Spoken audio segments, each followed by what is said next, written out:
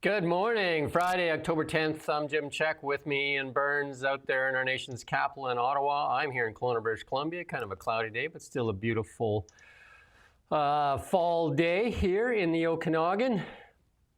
Vast majority of Canadians want an Alberta pipeline to BC's north coast.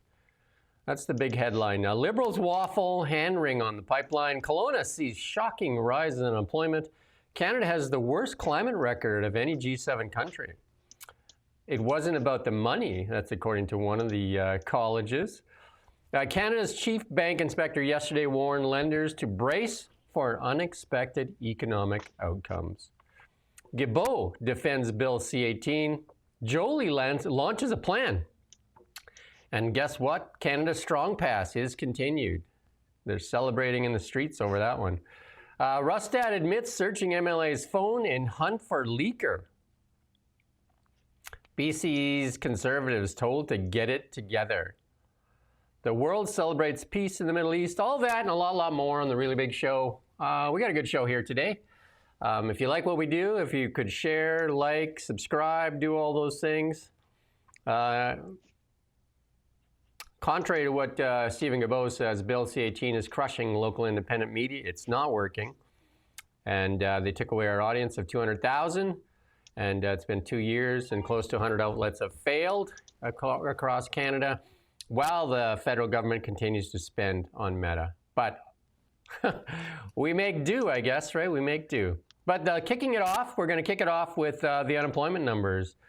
You did this story this morning. The shocking one, Ian, is the unemployment rise in Kelowna. It's a big jump, too, right? From 4.1 to 7.1. It's not something you usually see. And I mean, obviously, I'm sure we're going to find out an explanation. We'll figure it out. But you would assume it was something to do with the, tourist season. But obviously, September is still the tourist season, isn't it? So that doesn't quite add up. That's a big jump. So we have to look into interesting. It. Yeah. But there is some other big jumps. Edmonton's seen a big jump. Windsor, obviously, like in one of the manufacturing hubs. Kelowna is the biggest jump of all the numbers, though. Kelowna is. Ottawa as well, in your city there where you live, saw a jump. And Victoria as well saw a pretty big jump, right? One of the ones that interests me most here is Toronto. Toronto's latest one, 9%. 9% unemployment in your biggest city. What is going on? Olivia Chow there throwing baseball bats around and dancing on stage, telling people how to make tacos at home. And I don't know, she's a serious mayor. I don't know how she got elected. It doesn't seem to be very serious. More about the virtue signaling all the time. She dances a lot too, right? Dances in the street while people have a tough time putting food on the table. Doesn't seem like a very good mix, does it? Good dancer. Yeah, likes to put property tax up as well. Yeah, she said, yeah. Bank of Canada says that the next decision will come in October 29th. It's currently at 2.5%. Lots of mortgages resetting. I did a really good interview yesterday with Janae Herman of MNP. She's an insolvency trustee. British Columbians hurting pretty bad in British Columbia. And we got word that we're going to get an interview with Brenda Bailey, the finance minister, today at 11 o'clock, I understand. So that'll be interesting. We'll get to ask some questions. If you have some questions, feel free to put them in the comments here. And we'll see if we can get, I don't know how much time we're going to get, but we'll do the best we can with what we get. We'll do the best we can with what we get. How's that? But in that interview with, you can go on I think, I'm not sure if it's up yet, but Janae was saying British Columbians making harsh sacrifices, nearly 1 in 5 delaying or skipping medical, dental, prescription care, and nearly 3 in 10, 30% almost, eating less, and many scaling back on everyday spending. More than half grocery shopping is strategic. 2 in 5 cutting out dining. That's cutting it out, not just reducing, cutting it out. And then 3 in 10, this is what you said when you lived in England, cutting back on their utility consumptions and sitting there. And as we head into winter, that's not a good sign, especially for people that have electric heat and stuff like that, right? Yeah. And I mean, a lot of people might say, oh, it's BC, which has milder climate, but that is just the low mainland anyway, and the island. Tell that to people in Fort St. John, Prince George, Williams Lake. Even even the Kelowna. Okanagan gets Yeah, down even Kelowna. -10, Yeah. -20, doesn't it? But the point I was going to make is that climate there in the Lower Mainland is quite similar to the climate in England. And Wet. it doesn't make any difference. It doesn't make any difference if it's 5 degrees outside. You're not sat there thinking, "Oh, this is a mild winter." You're freezing cold. It's really cold. Damp. The humidity, Yeah. the dampness makes it really cold. My mother lived on Victoria there for a while, on the island, I mean, in Ladysmith.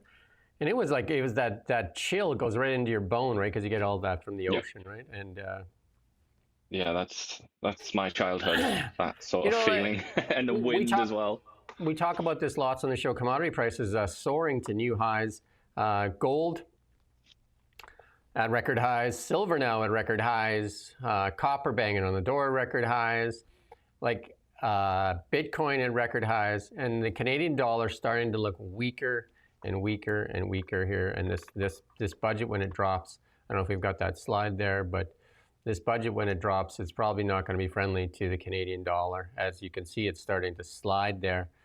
And again, psychological numbers mean a lot. If it breaks down below 70 cents, you could probably find 65 in a hurry. Some economists have called for a 50-cent dollar. 50-cent dollar would drive food inflation like you wouldn't believe here in Canada. So I did have that economist on talking about preparing for an economic winter here in Canada.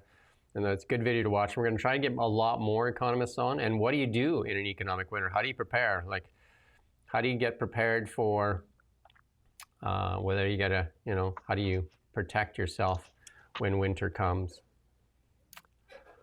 But here we go. We're going to talk a little bit about the oil and the climate change. But here's Canadians. This is from the minister that Canadians need ambition. Canadians must be ambitious if cabinet is to meet its climate targets, and that's from Environment Minister Julie Dabrison. She said that yesterday. Her remarks follow testimony by the Commissioner of Environment that Canada has, hit this, Canada has the worst climate record of any G7 country. We've sacrificed our economy for the Liberals' climate agenda, and we still have the worst climate record of any G7 country. Could be all the forest fires that they let burn there without mitigating the problems there. Jasper. But it's also, I think it's also, I'm kind of improvising here, but I'm pretty confident what I'm saying. I think it's linked to investment as well, and the lack of investment in Canada in new machinery and new technologies and things like that, because that is what brings emissions down. Yeah. It's investment in new technology. It's not this walking around in a hair shirt and self-harming and being some kind of monk. That's not what really brings emissions down. That just makes people poorer, and poorer people, poorer countries emit more because they use dirtier energy, dirtier forms of energy. They'll burn tires for heat. They'll burn whatever they can get a hold of. I thought the RCMP said anyway, isn't it? She said, look, we've already said many times, we know the emissions target for 2030 is really ambitious, but Canadians are ambitious. Canadians right now just want to put food on the table. It's going to be hard to do, but we're going to keep working in this EV mandate as well. And she said, we're the only G7 country where our emissions have actually gone up from 1990 to now. Is that credit to Stephen Harper then? Or what is the G7? Like, we're talking about it's Italy, Britain. We're talking about countries that have destroyed their own industrial sectors. That they've mutilated themselves in the most outrageous and bizarre fashion, and many of their citizens are furious with their ruling classes because of what they've done. And now we're saying, oh yeah, we need to be more like them. We need to do what the British are doing. I mean, have a think. And it goes on to say, Canada has gone from what we thought as a climate leader, I mean, that's what Trudeau told us, or an environmental leader several decades ago, to being, in practice on the ground, a poor performer. And that's DeMarco that said that. If it's has been accepted within government, as long as we have a commitment and a plan, that's enough. The results are secondary, then that to me is unacceptable. Sometimes people think of environmental issues as something out there that would be nice if we did them well, but it's not critical. People die as a result of severe weather that has become more frequent and more intense because of climate change, the heat dome in BC with wildfires. Right. But again, I'm so, that meme. of the Chinese dude in Africa. I don't know if you've seen it, where he just like shakes his head and he's like, it's just so tiresome. He just can't. Like, that meme. I just want to get it out. I just want that guy to come and be my avatar now, because this is just like, it's just too much to swallow. The heat dome, wildfires, people's lives being endangered, that can be changed, that can be mitigated by Canada emitting less CO2. No, it can't. It cannot. You've drawn a false link there, and it saddens me. If you're interested in that kind of thing, if you're interested in CO2, you need to be obsessed with just three countries: China, India, and the United States. That's all you have to care about, really, and it's in that order as well. But the idea that Canada, I just maybe I should just give it up. But it's just too frustrating at this point. Well, The people who rule the over us Americans, apparently don't realize that there is basically zero connection between emissions out of Canada and the amount of CO2 in the world's atmosphere. Those things aren't really linked. They're not. It's absurd to even suggest that they are. well, you talked about those three economies. President Xi has said he will not impoverish his people for the goals of climate change. He said that. Trump obviously has said that, and he said all the climate, And the Indians all that are have said that. green scheme, scam, Yeah. and all that stuff. So those three big economies are not doing anything. But here in Canada, the virtuous will stand up on the stage and put the people of Canada on the altar of climate change as a sacrifice, while the biggest nations in the world continue to fuel their economies. It's just Here's it just makes no sense. It's like that idea that we're being insulted by our masters. That is something that is too much to bear, I think. And that's why, you talk about ambition. I would love to see ambition from the people that run this country. I would really like to see that.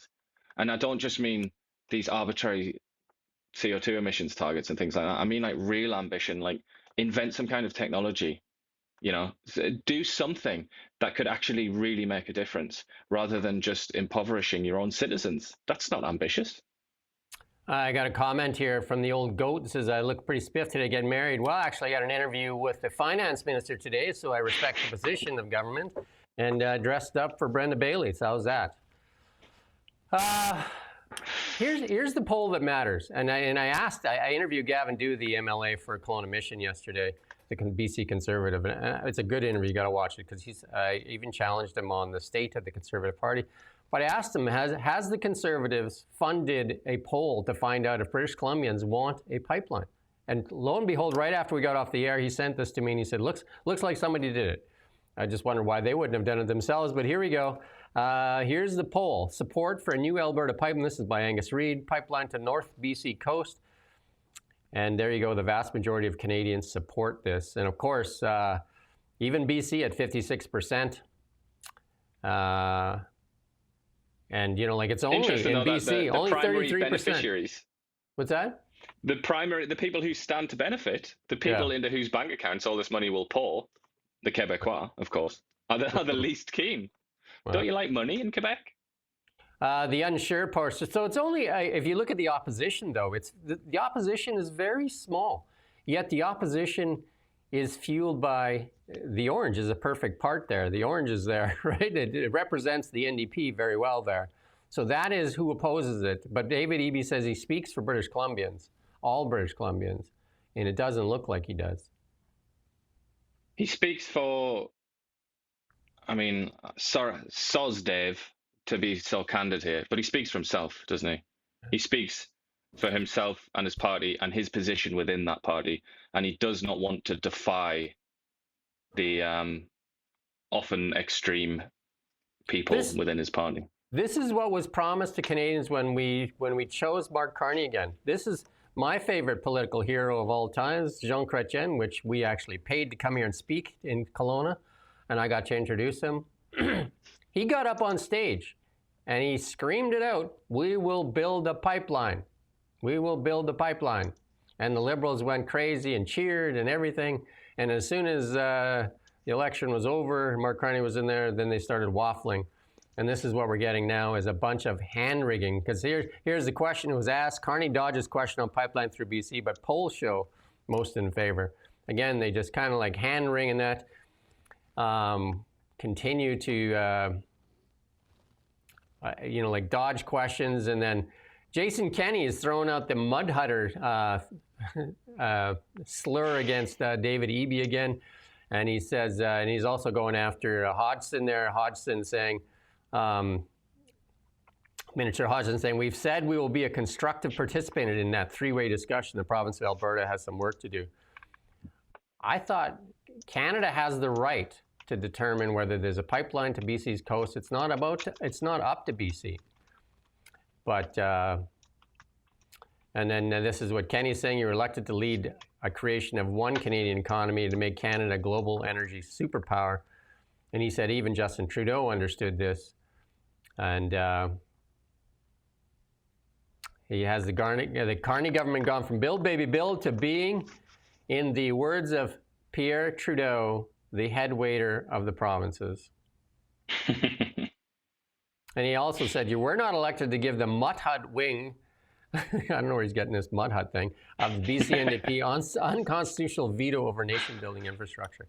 I mean, if they're going to do this, if either Canada's a country or it's not, if they're going to do this, then nothing's going to get done. We can sit and spin. It's like a committee building an elephant. You know what that looks like, right? When you create something from scratch. I do think I struggle with that. The third paragraph there. You were not elected to give a veto over nation building infrastructure. Let's just simplify it to that. He did kind of say that though, didn't he? In this campaign, he did say he wouldn't do anything unless all of the provinces and territories agreed. So yeah. I don't know. I mean, he kind of was elected to do that. Whether or not he should do that, however, is another question, and it goes back to exactly what you just said. It's like, is Canada a country? Is Ottawa the capital city of a country? Is Mark Carney the leader of a country? And if so, he kind of has to prove that, doesn't he? It's more than just going and asking people, like, can we do this? It's like, what? It just doesn't make sense. That is not how a country operates. If the central authority wants to do something in a country, they do it. That's almost like a measure of whether your country functions at all, really. Whether you have, when you read like medieval history, you'll read about the kings and how like the extent to which their authority was spread over the lands that they claimed. That was kind of, it's like an area of study in ancient history and medieval history. But you look at Canada now, it's like, does Mark Carney and this Liberal government, does their power extend? Does their authority actually extend across Canada or not? It's a pretty simple question. Just on the comments, we welcome your comments all the time, and you're welcome to make comments, good comments and bad comments, and even criticize Ian and I. But don't make allegations that are criminal in nature, because we'll have to delete those. Like somebody said something about David Eby there. Definitely, you can do the mud hutter thing and that, but just be careful on what you say. Keep it kind of clean. There you go. Yeah, you might get in trouble, but it wouldn't just be us. I mean, I don't think David Eby would bring a defamation suit, but it's not worth the risk. Defamation very much exists on the internet. It's not like a secret space anymore. Kind of used to be, but what they're trying to do, it's going to be even worse. And this is the CEO of another new office. He's kicked off a few of these new offices. This is the CEO of the Major Projects Office. She also skirting the questions on the tanker ban. And this is the former Trans Mountain Corporation chief, Dawn Farrell, refuses to say Thursday whether she has special powers to get around the West Coast oil tanker ban. Maybe she should look out the window there and see the American tankers sailing past there and say, what's that? Right? What's that? Is that not a tanker going by from Alaska? Huh. Weird. Absolutely weird. Yeah, just there are many contradictions, aren't there, to this situation that BC finds itself in, the leadership in BC. But yeah, that is quite a shocking one. Maybe Christy Clark should run again if the Conservatives can't seem to get their stuff together She just got to avoid the getting caught in lies. Yeah, that was pretty embarrassing, wasn't it? Somebody's Hmm. asked us, talking about the comments, somebody's asking, is Canada selling crude oil to China? Yes, bigly, as Donald Trump would say, and it's increasing what we sell to them. And this here's some more comedy for you.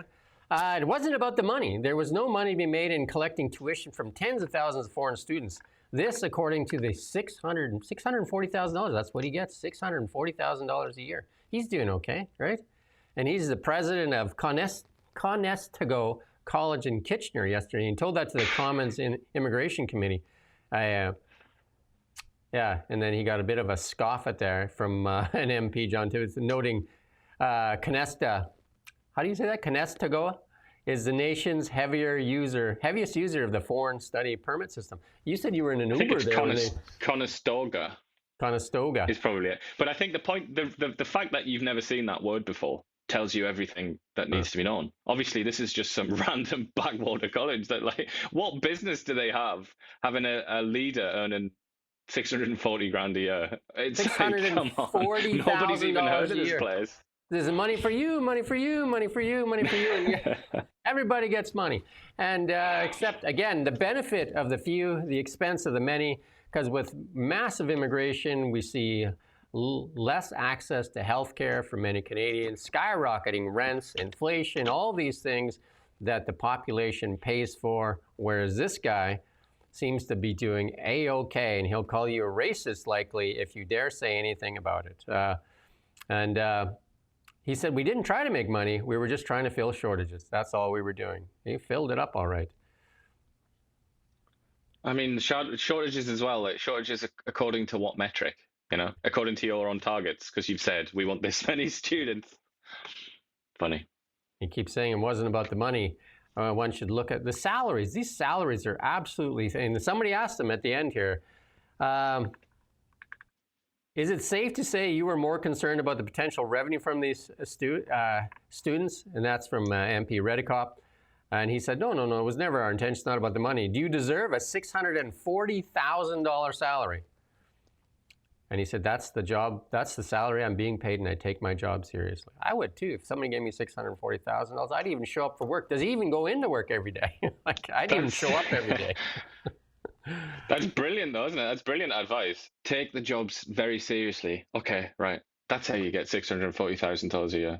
Unlike all these other people, unlike these RCMP officers and paramedics, they obviously don't take their jobs seriously. That's why they don't get paid that salary. And they asked him, are you aware that youth unemployment rate in the Kitchener, Waterloo, Cambridge area? And he said no. Why would he want to know? I didn't say we didn't have problems. I think I did say there are challenges when you bring in that many. But to me, look, we look at the greater good. The greater good for who, I guess, is the question. Again, high immigration, who paid the price? Shall we go on? Shall we say it again? Who paid the price? If you're in the comments, you can say, who paid the price for high immigration? Ask the person that tries to get access to a doctor, for a scan, for anything. Ask that person. 16.7% unemployment rate amongst youth is not something to brag about in the region, especially when you're bringing in international students in astronomical numbers, which obviously pads the bottom line. I'm sure it's tied into your bonus and salary. Yeah, that's not even his bonus and salary structure. By your own admission in your financial statement, raked in millions from international students, knowing there was not enough housing, knowing some of these students were visiting food banks. But hey, and then these same colleges now are laying off people right after they just, like, I mean, is he going to cut back on that salary? Since when is a small college or university deserve to pay somebody $640,000? I bet you there's a lineup of people that are willing to do his job for $200,000, $150,000. I'm sure that they could recruit, because most of these students come from India, needless to say. Might as well not beat around the bush. I'm sure they could get somebody from India to come in and do it for 60 grand a year. I'm certain of it, in fact. And he probably would do just as good a job, whoever this person would be. But I feel like I just wanted to make this point because academia traditionally is, by and large, they're a class of people that are quite hostile to the Thatcherite, sort of Reagan, Friedmanite economic revolution of the 1980s. And one of their primary critiques, people of this ilk was that they privatized the profits and nationalized the debts, the losses, basically. What is this if not that? The losses are paid for by the entire community. They're paid for by the taxpayer, and the profits are going into his bank account. So he can And have guess this glorious retirement where he's just sat there. He's probably going to be on a cruise ship for the next 20 years. and And guess it's what? who's paid for that? In a roundabout way, who's paid for that? The people of Kitchener and the people of Ontario and the people of Canada. Even the employees of that college, when they have to cut back, I doubt if he cuts himself first or cuts his salary back. And There'll be people at the lower rung. I mean, unless he's got some sort of freak disease and he's actually in his 30s, looks to me like he's going to retire quite soon. So even if it came to it, he could just get some kind of like golden handshake and jump on that cruise ship. Might be able to buy one. Well, I'll put my hand up and I'll say I'll do his job for half the money, and I'll do a 3 times better job than him, and I'll give a crap about the economy around me and the people around me instead of like trying to just take all you can while you impoverish the people around you. Public Works Minister Joel Lightbound. He's the one MP that stood up against Trudeau during the COVID thing, too. I liked Joel Lightbound there. But in his first meeting with Canada Post's largest union since the launch of this national strikes, he said service cuts will stand. The Canadian Union Postal Workers distributed minutes of the hour-long meeting in a newsletter to members. We raised concern about the government's planned cutbacks and their impacts on frequency of delivery and delivery standards. And that's from the CUPW president. We discussed the trends in parcel volumes and pointed to the $376 million in new revenue from the long-awaited postage increase this year. I don't know who sends a letter anymore. And parcels are huge, but letters, I don't even remember getting a letter in the last while. Mark Carney was talking about people that still use Canada Post when he was talking about fentanyl precursors. He decided to throw in there, and they use Canada Post when they're working. Well, they should charge them more then, I guess, for using it. Yeah, well, some of that fentanyl money, yeah, they should have to pay quite a premium. Yeah, so I mean, the Canada Post is losing $10 million a day. I mean, this has just been like avoided, hasn't it, for so long? Well, they've left it a mess. It's almost like it's gangrenous at this point. It's like leaving a wound and just hoping that it goes away. I mean, extremely immature behavior from this government and the previous government. Guess when it was last profitable? And guess what changed? 2017. Last time it showed a profit, and it's just been a steady slide. Same old story, isn't it? This one is super troubling. And this one here, this is another one from Holly Owens, the Blacklocks. This one is super troubling. Tariffs worry a bank inspector. And this is all these mortgages, and we've been talking about this for a while. And again, we did those interviews with the economists and about the winter coming, the reset of mortgages. Canada's chief, yesterday we did the story, and what did the senator, the Liberal senator say? Mr. Potter? He said they get what's coming to them, basically, no? They get what's coming to them. Yeah, it'll make things nicer. It'll be hard now, but it'll make things better in the long term. Canada's chief bank inspector yesterday warned lenders to brace for unexpected economic outcomes amid the unresolved tariff war. Guests will be there with big hands to catch all the falling property values. It'll be the corporations named BlackRock, Vanguard, and Brookfield. Will be buying more and more properties, as the senator, the Liberal senator, said. Sucks to be you. Potential shock due to unexpected volatile events could hit consumers and businesses more severely than what has been discounted. And that's Routledge wrote in a risk outlook semi-annual update. And he's blaming some of it on tariffs, a lack of clarity on tariffs. I thought we had the best deal going, didn't he? Carney just said that the other day again. We have the best deal ever. He said it today as well. He said it literally this morning. But it doesn't seem like the reality is that, though. We are conducting heightened monitoring, ensuring institutions are prepared for scenarios. Given our concerns and unexpected economic outcomes and potential for broad financial market strain due to continued uncertainty, we are focused on institutional preparedness for stress events. You want to know the answer? Danielle Smith has told everybody the answer. $9 trillion of wealth. Locked, landlocked in Alberta. $9 trillion. $9 trillion of wealth, landlocked. There's your answer, Mark Carney and the Liberals. Free our resources so that Canadians can prosper. Or continue down this road and like you said, a nation as rich as Canada, resource rich as Canada, we're going to talk about it later, has to rely on food programs at school because parents can't afford to feed their children. That's not something to be proud of. But, you say Liberals just do it kind of thing. But we also have a political system that is so dysfunctional. So we have an economy that can't feed kids, but we have a political system that's so dysfunctional that it can't build things, can't do anything, because special interest groups, I'll call them that, are just so powerful and strong. And the people in charge, the Liberal Party and the NDP, if you want to look at BC, are so craven.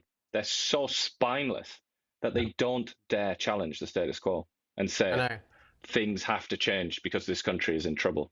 And I will say that the media shares a lot of this blame. The media shares a lot of this blame because we have a corrupt media, government-funded media that is beholden to the government. It does not tell the truth to the people. And that's been shown in many places. And then they're breaking out in the U.S. There's other alternative media in the U.S. There's guys like you and I and other small outlets, Hollydown, Blacklock, sharing the stories. But most of the stories and these are shocking stories that Hollydown and Blacklock shares. And you don't see them carried on CBC, right? Like these should be all breaking news. Let's pull, I don't know if Nick, can you do that? Can you pull up CBC, just the website, the homepage there, to see if any of these shocking stories made the homepage of CBC? Or I can do it if you can't, and I can just take a look myself here, but... What they've done, God, I'm looking at it now. What they've done is literally just... There you go. Just hold it there. They've just regurgitated the press release that Mark Carney's that's good. media people put out an hour ago. Strong pass. That's what Canadians are looking for, is that Canada Strong Pass. You get a 2-for-1 coupon to get into the things. Feds promise new automatic tax filing. They say, it's Mark Carney's pitch. Liberal government deliver all future budgets in the fall. What is this, the Liberal government arm of the government here? Canada Strong Pass, that's twice in there. Look, they actually did 2 stories on the Canada Strong Pass. Wow. There you go. Okay, that's good. I love that one. There's a story there. Canada Strong Park Pass has brought big crowds, but some question whether everyone should get in for free. In Europe, you can get into those places for free all the time. But here you go. This is Mark Carney announcing, big announcement yesterday, 3 things he's announcing. So what he announced was automatic tax filing for people on low incomes. Okay, right? Like, you know what I mean? That's been around forever, actually, where you can actually, they were talking about this for a long time. Like if you just have a T4 slip, it should almost be, because they get the copies anyway. There's not much to do there. So taking credit for that. And then this is just to get handed. And Justin Trudeau's school food program will be made permanent. This is not something to be proud of. We shouldn't have to do this in Canada. We shouldn't have to do this. But the Canada Strong, you could even make the same argument there. Like, because the sort of built into that is the assumption that people are struggling so much that they can't afford $20, $40, $60, whatever it is, to go to a museum or something like that.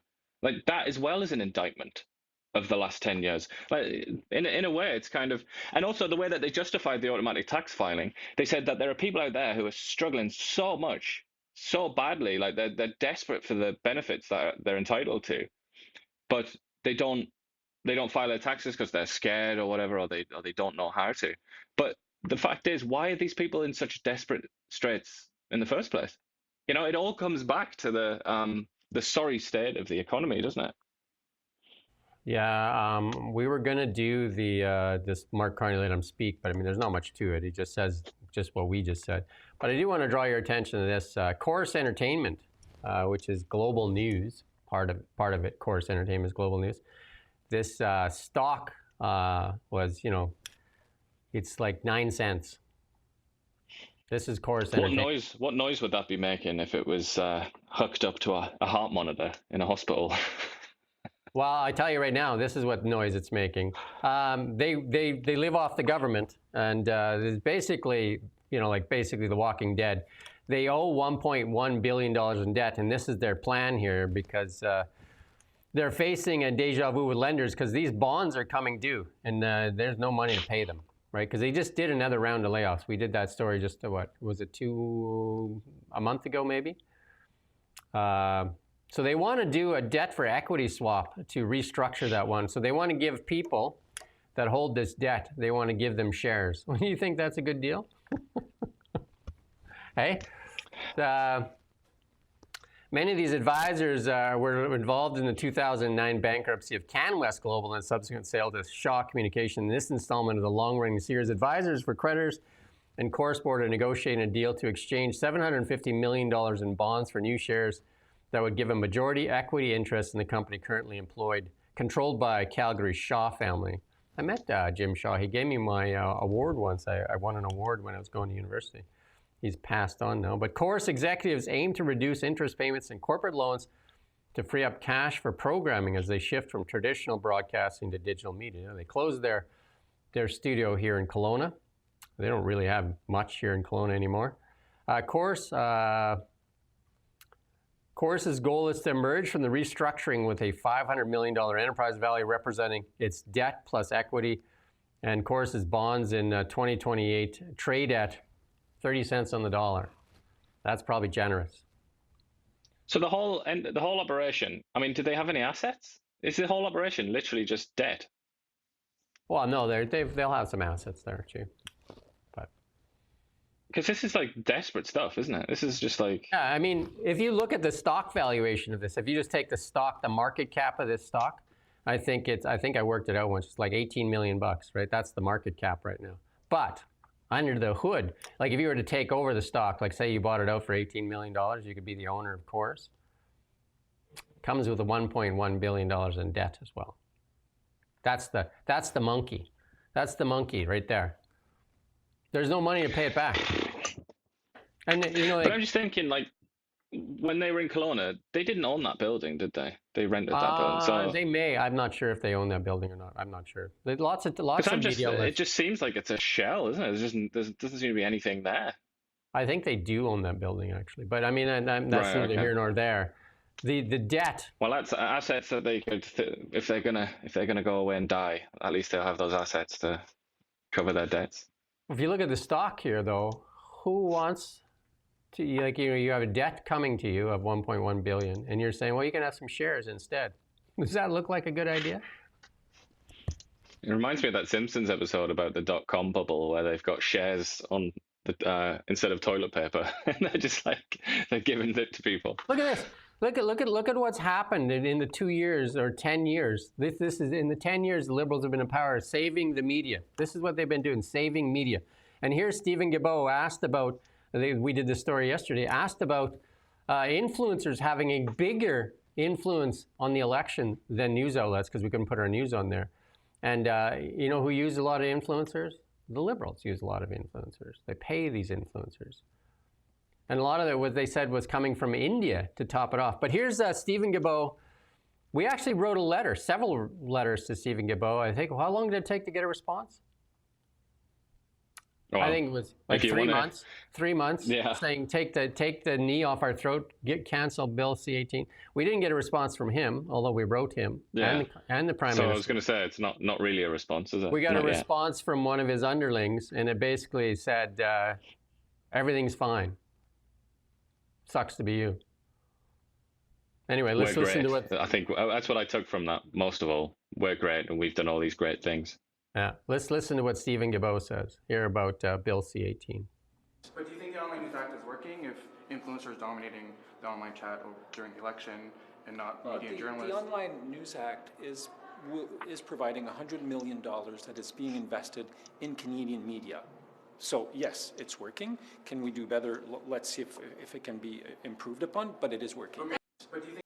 Well, if we go back to that Chorus stock chart there, is it working? Is it working?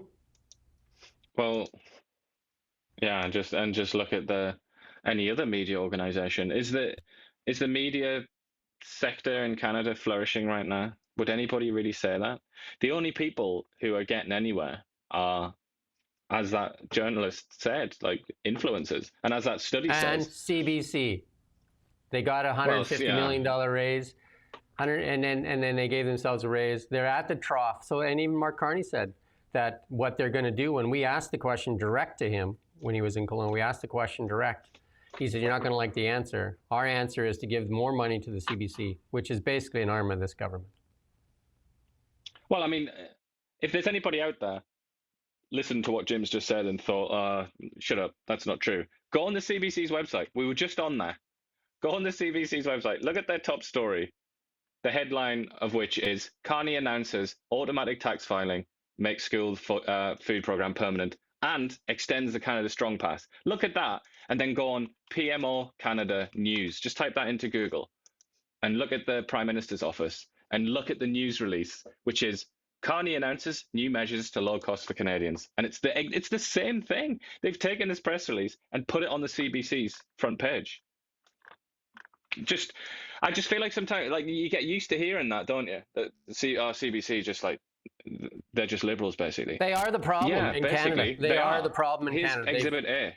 They take, they don't have a big audience. They take money from every taxpayer. They take money from every taxpayer and do not represent the voices of Canadians. They do not represent the voice of Canada. There needs to be a referendum on CBC.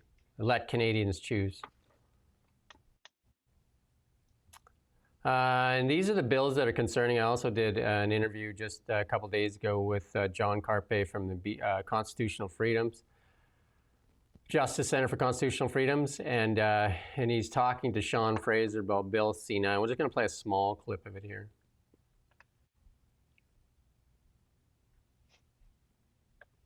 Thank you for being with us today. C9 makes reference specifically with hate symbols to public spaces. Just to confirm, does that include the internet?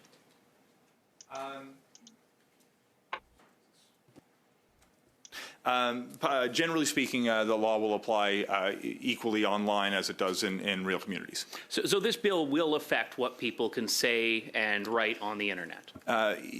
Just in the limited circumstances where there is the willful promotion of hatred against It will apply someone. to the internet. The internet is within the jurisdiction of... It would be possible that someone could commit a hate crime on the internet, certainly.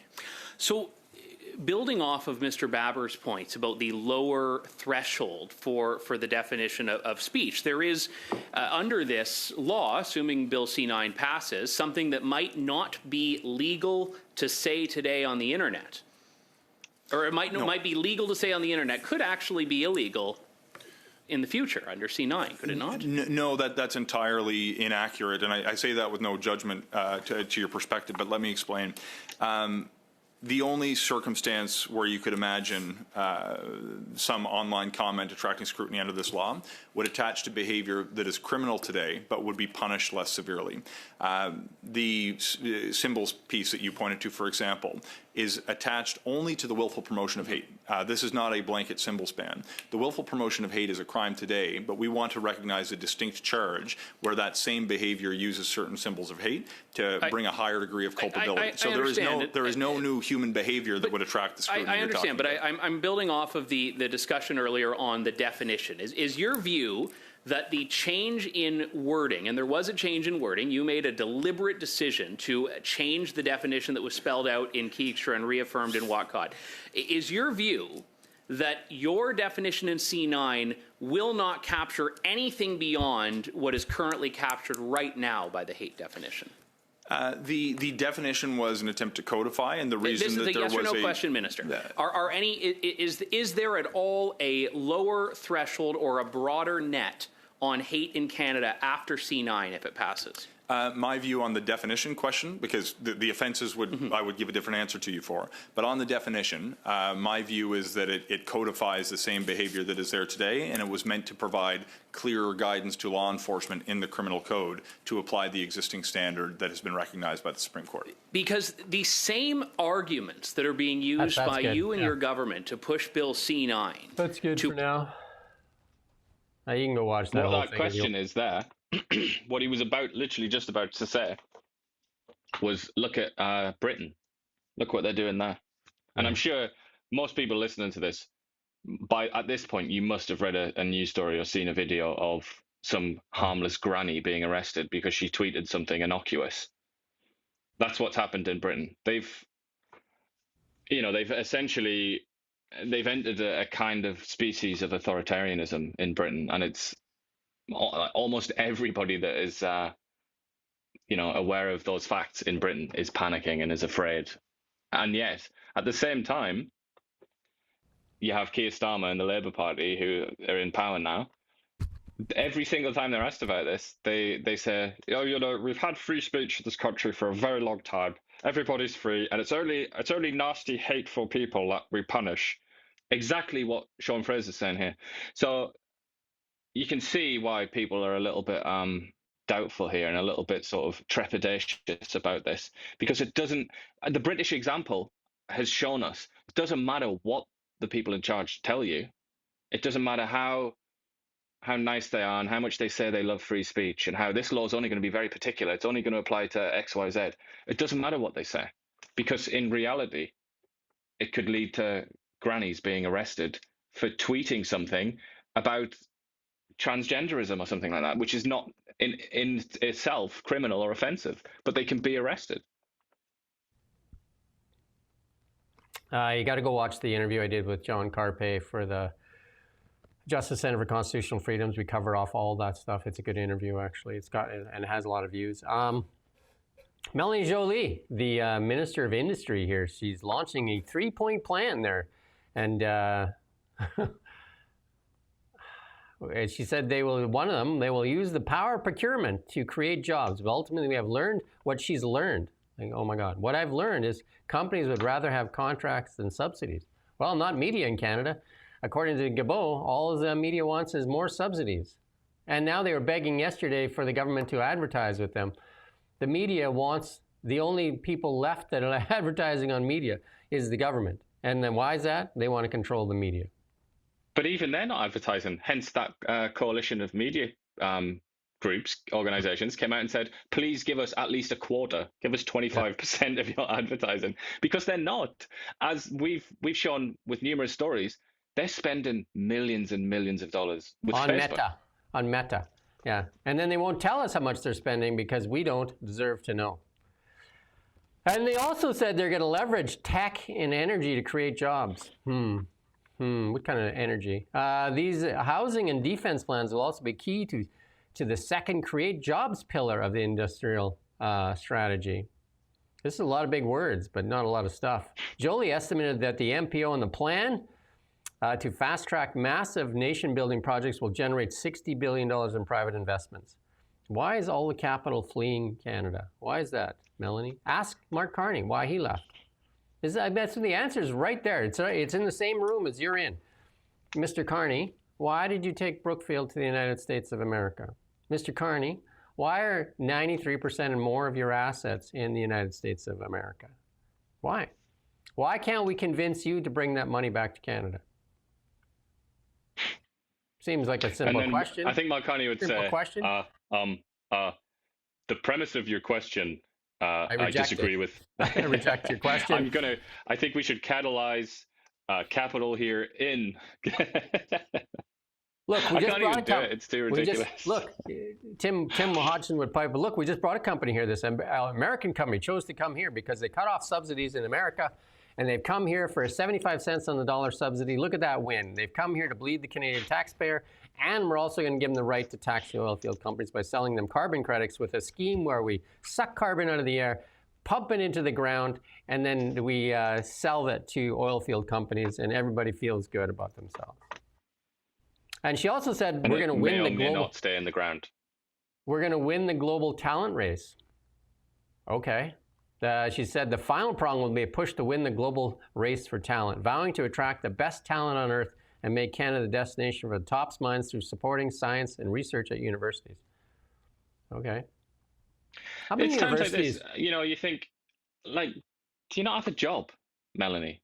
Don't you have a job? Surely you could put somebody else out on stage to say this kind of like nonsense. This is just like garbage from a press release. Yeah. What else does she do? Yeah. Because it talks cheap.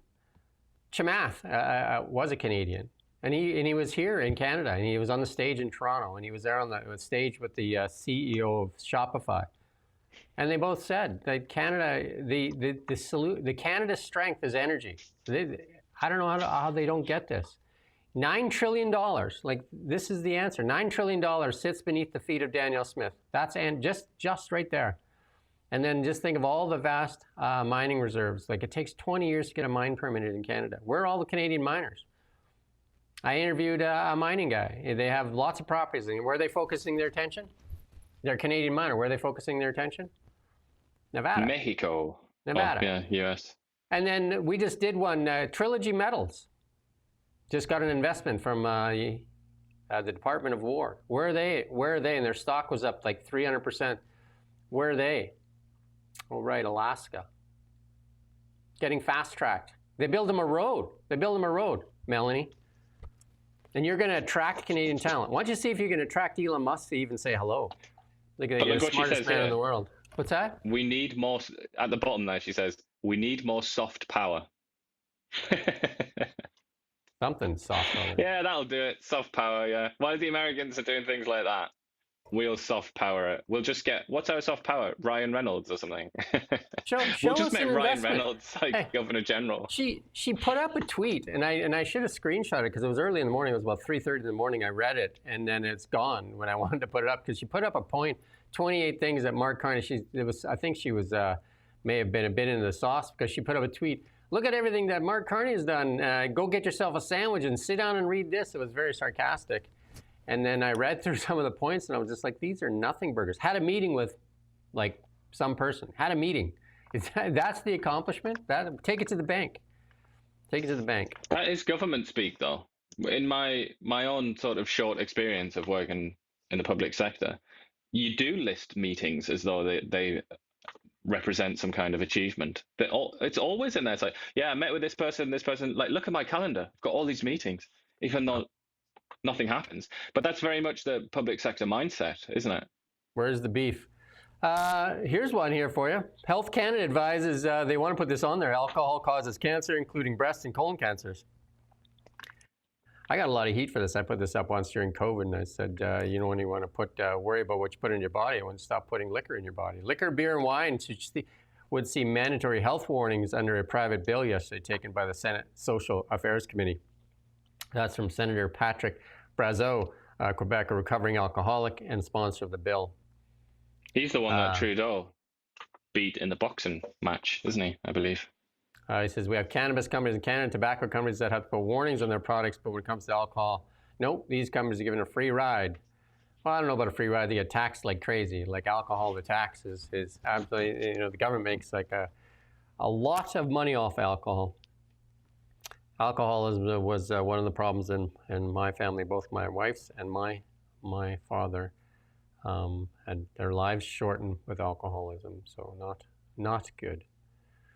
But and he says it does ruin lives and kills people. It's certainly not good for mental health. Personally, it led me down a very, very dark path. So dark, I just wanted to put an end to my life. Luckily, I failed. My dad ruined his life, died early. Nikki's dad and mother, both with severe diseases from alcoholism. But hey, there you go. J.K. Rowling. It's the primary poison, really, isn't it, in our civilization, in our culture? He's right to point it out. It doesn't get much attention. It's like it kind of just. Well, I mean, for young people, it is the way that they're told that you can't have a good time unless you're drinking. But I would say almost one that is just as equal to the damaging effects of alcohol is sugar drinks, like the amount of sugar we put into our bodies. And my daughter's a nurse, and the hospitals are full of people that have obesity, and that leads to heart disease and leads to diabetes and all those things. Sugar. What they should be doing is drinking green tea. J.K. Rowling, the centerpiece there in Vancouver now, she gets beat up pretty good. Mocks Vancouver Parks Board because they canceled that Harry Potter thing there. And mocked the Vancouver Parks Board after its members voted to apologize after arranging a Potter-themed event in Stanley Park. The board said it would disavow Rowling, and Rowling said she didn't realize the board had avowed her in the first place. The future stems from the claims the board that the event was upset transgender, gender diverse, and two-spirit people because of Potter's brand connection with Rowling, who was a vocal feminist. I did this interview yesterday with Gavin Dew. And we talked about you can go watch it. We talked about the state of the BC economy and how BC businesses are really hurting, and they are really hurting. And but I also said, like you say all these things that the NDP are doing a really bad job of. You can pull up the next slide. That they're doing a really bad job of. But like, where's the Conservatives in all this? And turns out Rustad there, when he was looking to see who was going for his leadership there, admitted that members of his party had their cell phones searched at a meeting this week as part of efforts to identify a leaker inside his caucus. Rustad said nothing came of the search, which he justified on the account that a tweet that seemed to indicate there was information that got out. Eleanor Sturko, who Rustad kicked out of the party last month, said the incident was shocking. Wow, but I did ask Gavin. I said, here we have, and then there's the interview, BC Business Looking for Hope. I did ask him, I said, you guys are saying all these things about the NDP, like the health crisis, we see it. Hospitals closing everywhere, ER departments closing, I should say. ER departments closing, even in Kelowna, the pediatric closed. The decriminalization drug led to some chaos in the streets. Lots of businesses are really suffering. And we could go on and on. The finances, the record debts, all these things. And I said, as bad as they are, you guys have like a mess. And he even said it himself. Yeah, it's a shit show. That's the words he used. And in my experience, you have more experience than I do in this department. So I wonder what you think. But in my experience of following politics for quite a number of years, something like this, for a leader to be to admit to have having done, you can't recover from that. That's my considered opinion. I can't see how he recovers from this. Maybe he will. BC Conservative Party is a very interesting organisation. It's very different. But looking at it, I don't think he can recover. I don't know what you think. We interviewed John Rustad several times when he was running for the, when he's in the election as well. We don't get access to him we haven't got access ever since the election is over. But one of the things he said in some of the interviews he did with us was that he would give his MLAs the right, they would have the responsibility to speak first and then the party second. And that definitely has not played out to be true. With Eleanor That's what he said, and he said he's gonna have to try and hammer it into them that it's riding first. Yeah. Then party. It's kind of and it was all about that, wasn't it? Because the Rustad story was that he was fired over a tweet, wasn't he? Yeah. That was his whole that was his origin story. If he was a superhero, it's that he was in the BC Liberals and they fired him because he tweeted something about climate change, didn't he? That they didn't they didn't like, and he refused to take it down. And it was all about principle. It was I'm going to be very different. I'm going to be a very different leader. Now he's leader, and here we are. He's searching people's phones because of a tweet to find out which one of them might have sent it or sent out the information about it. I don't know. He could well survive. I guess he's survived some other pretty crazy things, hasn't he? But I would suggest that there's got to be the distinct possibility that they'll turn on him over this. He's made some pretty big missteps, and we've interviewed Kevin Falcon many times as well, and I've had private discussions with both of them, and during that election when Kevin Falcon just out of the blue, we saw it coming, but a lot of his party people said they didn't. John Rustad was basically handed the football at the 1 yard line, and he had all the momentum. He had the blue signs. Basically, it was they're riding Pierre Poilievre's coattails, and he had it. And then for 2 weeks there, they wouldn't reach out to the BC United candidates and create a party out of the best out of the two, this so-called merger acquisition or whatever you want to call it, when the BC United folded. Because we were in contact with many of the BC United candidates, and there was no contact. There was you could say Kevin Falcon failed because he didn't let his people know either. He didn't phone them. He didn't do anything. He just went dark. He just stopped talking to people. He just put out that press release, says, I'm done, party's done, and folded it up, and then didn't talk to his people. And then John Rustad there, as a leader, he could have filled that vacuum. He did not. He didn't reach out to them. I think he reached out to one or two of them because he picked up a couple of them. But other than that, he continued on. He could have, in that, they had, a lot of them decided to run independently, and they lost probably 4 or 5 seats because of that, which would have been the difference. Yeah, well, what is also strange is my interpretation of that is that he did that because he wanted unity. And he wanted loyalty. He wanted people that were loyal to him. Didn't so get he much didn't of want to that get in either. all these people from the BC Liberals, BC United, who might be disloyal and then defect when they're elected.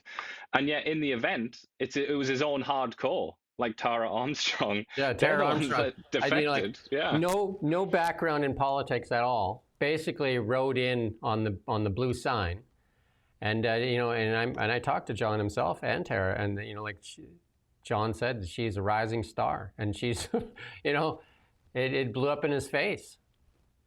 Yeah. And now Eleanor Sturco, I've interviewed her. She's a very strong, I would say, MLA representing her riding, and a very strong voice. Throwing her out may well be, it's just his own problem. Like when Falcon threw him, accordingly to Rustad, when Falcon threw him out, it could be his own undoing. Yeah. Because it's like some sort of battle for the throne in medieval England or something, isn't it? Eleanor Sturco is going to come back like Henry IV, Henry VII. Eleanor Sturco could likely sway quite a few people.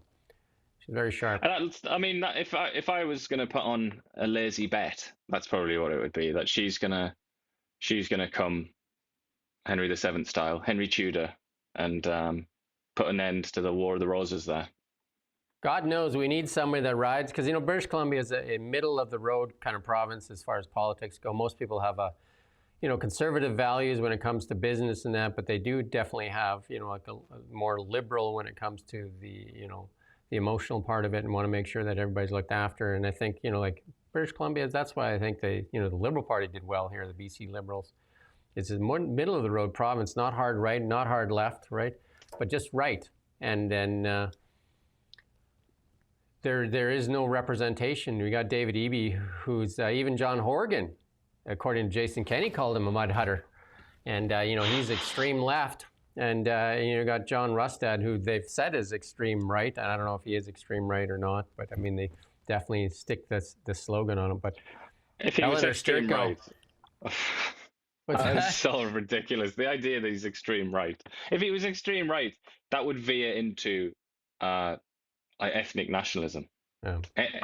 Even the slightest whiff of that with John Rustad, it's nonsense. Right, but that's the NDP love the label gun. They got that label gun out, and they're just making labels all the time.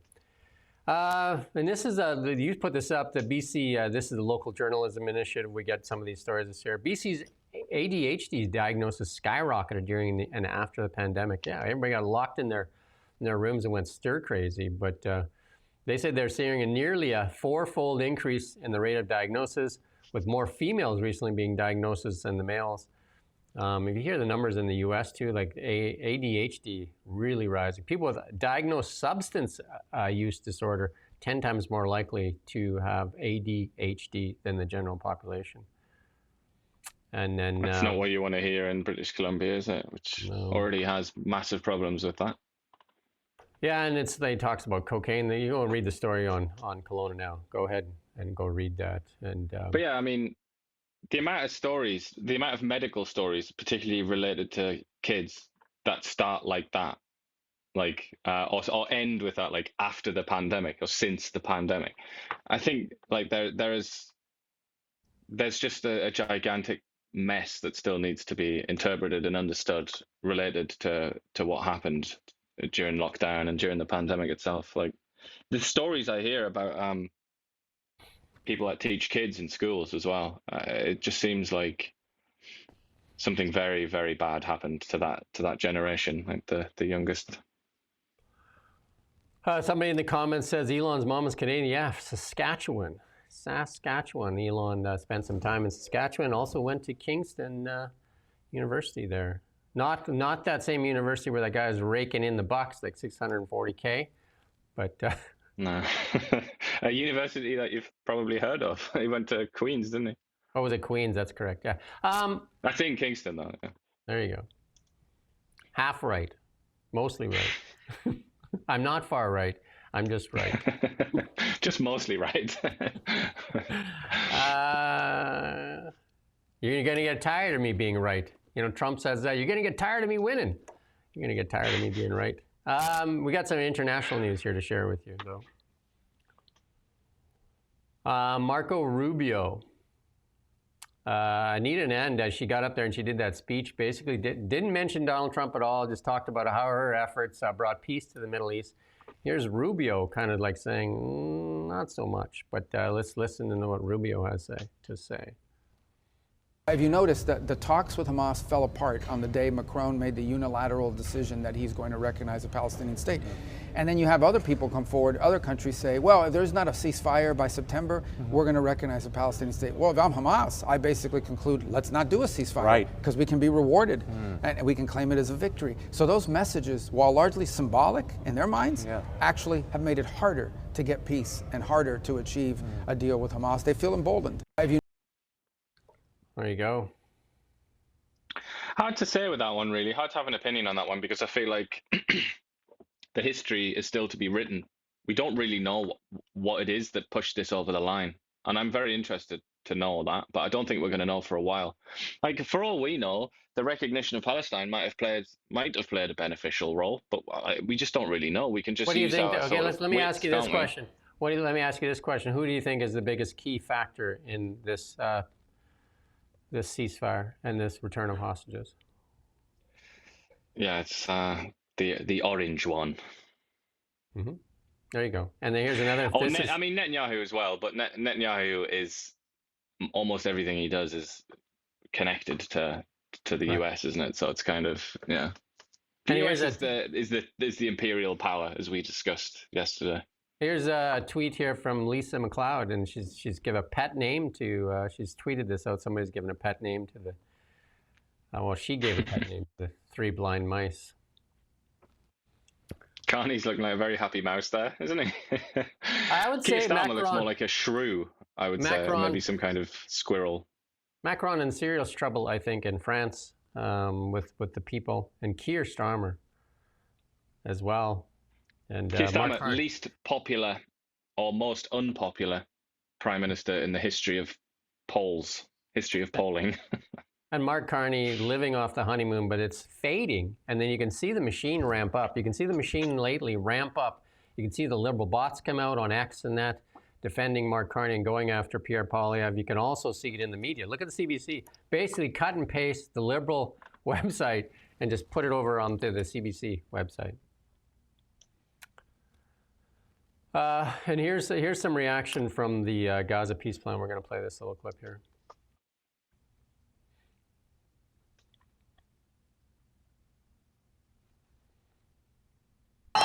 Similar moments of joy unfolding inside Gaza as crowds of Palestinians cheered and chanted. After 2 years of war, an influx of aid and relief will make it to residents there. Honestly, these are indescribable feelings. We can't believe it. But thank God the war has ended and we are alive. Honestly, we hope the war does not come back and for this to be really the end, with no death and destruction afterwards. Remember now, we are just talking about phase 1 of this 20-point peace plan, but President Trump there from the White House saying he still expects Hamas to disarm in phase 2. John?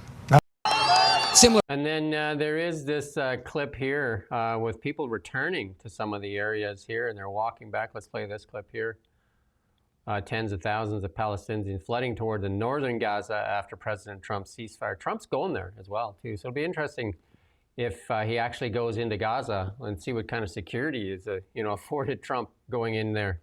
Better than Butler, Pennsylvania, I would imagine. You would think so. We're going to see if we can grab this clip. The good is that obviously the ceasefire is holding. The ceasefire is working. These people feel free to make their way north. They are walking along a main seaside route along the Mediterranean, heading north towards Gaza City. And as you pointed out in the last hour, many of them on foot for a number of different reasons, either too poor to own a car, the fact that their cars could have been destroyed in the war, but also their cars could have been confiscated by Hamas during the war. That happened quite a bit. And finally, a lot of the roads so badly damaged after 2 years of fighting, on foot is the only way to travel. And you can see many of these people carrying their belongings. Many of them have been displaced multiple times during this war. And as Brian noted, the clock has begun. Now 72 hours until Hamas has to release the hostages. That would put the deadline at 5 a.m. on Monday. Prime Minister Netanyahu gave an address to the nation a short time ago. He said Hamas not only has to give up all the hostages, but they will also have to disarm. Here's the Prime Minister. That's good. Yeah, we'll just cut it there. Yeah, you know, one of the things that I've noticed is all of a sudden we're starting to see some footage out of, you know, Gaza where, you know, it was kind of like there wasn't a lot from mainstream media for sure. Like, you know, you've seen some independent stuff come out, but then it was hard to verify what was what. But, you know, Fox That's is in there now. because Hamas, for a very long time, has, you know, demanded control over people with cameras, basically, and journalists in Gaza. And then during this war, Israel refused permission to people that requested access because they rightly said, I must say, that it was too dangerous. There are celebrations all over the world for this event, and especially in the Middle East there. And so, you know, I mean, you can see some of that. A lot of them really crediting, like you call him, the Orange Man. A lot of people crediting Donald J. Trump. He didn't win the Peace Prize, because though. he is orange. He did not win the Nobel Peace Prize, but they say that it's decided on January 1st of last year. I mean, of this year. So, I mean, I can't imagine them not giving it to him. But then even Vladimir Putin came out and said that this Nobel Peace Prize has no meaning anymore if it wasn't given to Donald Trump. Well, you know how you could give it more meaning, Vladimir? Settle that war, right? You could do a say lot. that it was Trump that did it. Even Fetterman, Senator Fetterman, then says if Trump can settle they always make one more target because Hillary Clinton says if Trump can settle the Gaza thing, then she'll nominate him for a peace prize. And he's got that one. And then now Fetterman says if he can settle the Ukraine war, what is it, the next challenge and the next challenge for him? But even the left media even had trouble not praising Trump for this, but they were right back on him after that. They were attacking him for going after Letitia James and James Comey, saying that everybody commits mortgage fraud. The same lady on CNN said, you know, when Trump was charged with mortgage fraud, that, you know, like he has to be prosecuted to the full extent of the law. And then now she's saying, well, everybody commits mortgage fraud. Why are we prosecuting? That's a good line, isn't it? I was just confirming something there and it is true, that the woman that won the Nobel Peace Prize, Maria Corina Machado, she said she dedicated it to Donald Trump. Oh. I mean, I figured she was going to do it. It's real, really, isn't it? I figured she would do it. That's the right thing to do. Otherwise, it's going to have a big asterisk hanging over top of it as well. Do you know what I mean? Like, and I think that's a great thing for her to do because her saying thanks for the award, but I dedicate it to him. I mean, there's been a few. Netanyahu has come out, I think, in Israel and said, like, you know, if they don't get that, we need to create an award that is more important than a Nobel Peace Prize. I mean, if this thing sticks in Gaza, this is probably one, like the Abraham Accords. Now Trump is saying that more and more of the Middle Eastern countries want to sign up to the. I mean, nobody thought he could do the Abraham Accords. Remember that?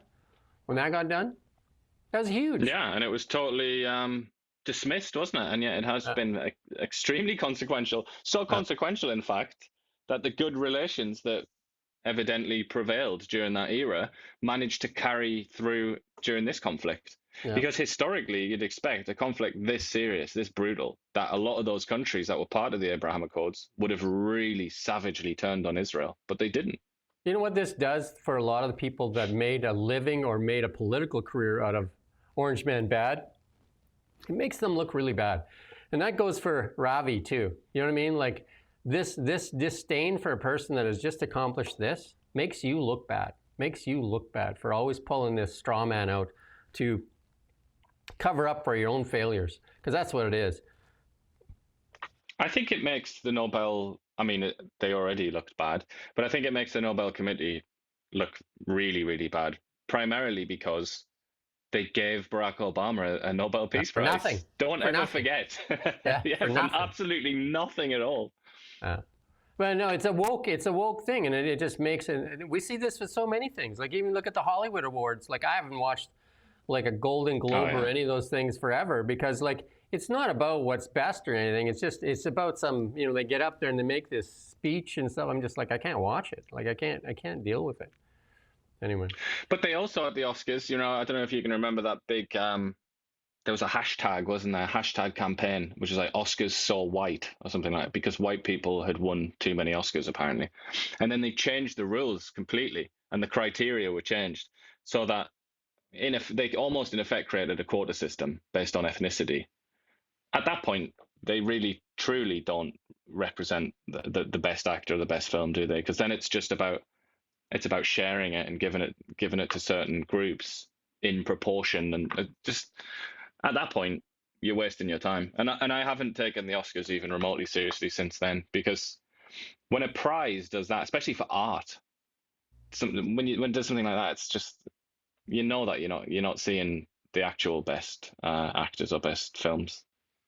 Well, there's another party starting in BC. Centre BC is starting up. Centre BC, and that's what I said. We need a Centre party. Here it is. There's a Centre party starting up, and apparently Josh has already got me an interview with the leader of this party. So there you go. And she's coming in. She's in Kelowna October 16th through 18th, and there you go. And she's an MLA, so she was an NDP MLA then, I guess. There you go. She's making the rounds here in Kelowna. She's going to be on Kelowna Now as well as Now Media here, and she's also, I guess, making the rounds with some of the other outlets in town here as well. Oh no, she was BC United actually. Well, they've rebranded again. How's that? Like I said, it's like another split. It's another split on the right, basically. Hey, another follower of the show, because what have we been saying forever? BC is a center. It's a center-of-the-road province. We need a center-of-the-road party. There you go. She picked the name. She just said, gotcha, Jim. Center. We got, again, Brenda Bailey at 11. I was just trying to find an email here. What is he saying? How long we get here?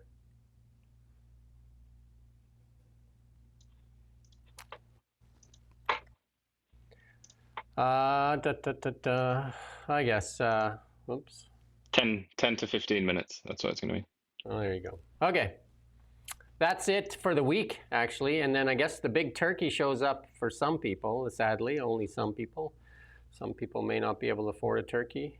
And if you have extra, share it with a friend and a neighbor. Invite people over. I guess Thanksgiving is a good time to share. Monday, Thanksgiving, if you have yours on Sunday. But now is a good time where a lot of Canadians could use an extra hand. And if you have the ability to lift somebody up and demand better from your politicians, because they've had too much of sticking their hands into the till and taking Canadians' prosperity away. With that said, have a great weekend. And again, at 11 o'clock, we'll have Brenda Bailey on, the finance minister for the BC NDP and the BC government. Thank you for watching Now Media. We don't just report the news. We live here too. We're your neighbors, bringing you stories that matter to all of us. No government funding, no outside influence. Kelowna Now, local, independent. News you can trust.